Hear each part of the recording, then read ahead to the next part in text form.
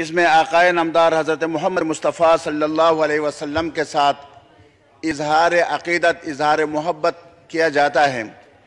कल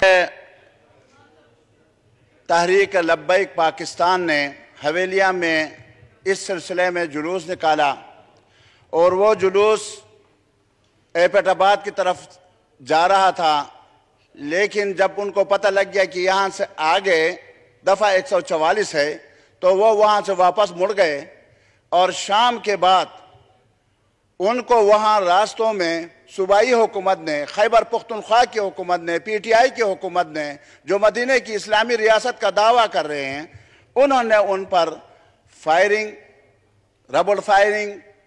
रबड़ गोडों से फायरिंग और लाठी चार्ज, आंसू गैस, और उनमें काफ़ी लोग शदीद ज़ख्मी भी हो चुके हैं।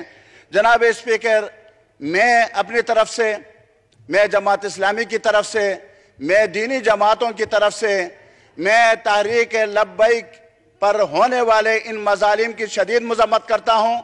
मैं सूबाई हुकूमत को तंबीह करता हूँ कि अगर आप इस तरीक़े से अगर रसूलुल्लाह सल्लल्लाहु अलैहि वसल्लम के लिए निकाले गए जुलूस पर फायरिंग करेंगे, लाठी चार्ज करेंगे, लोगों को ज़ख्मी करेंगे, तो इंशाअल्लाह हम भी निकलेंगे। रसूलुल्लाह सल्लल्लाहु अलैहि वसल्लम के लिए हम भी जान देने के लिए तैयार हैं। हम भी आक़ाए नामदार हज़रत मोहम्मद मुस्तफ़ा सल्लल्लाहु अलैहि वसल्लम की नामूस की खातिर, उसके नाम के खातिर हम हर कुर्बानी अपनी जान, माल, इज्जत, अबरू सब कुछ कुर्बान करने के लिए तैयार हैं। सूबाई हुकूमत सुन ले, अगर फौरी तौर पर माफ़ी मांगे, इन लोगों से माज़रत करे और जो लोग जख्मी हैं उनको रिलीफ पहुंचाए। शुक्रिया जनाब। शुक्रिया जी।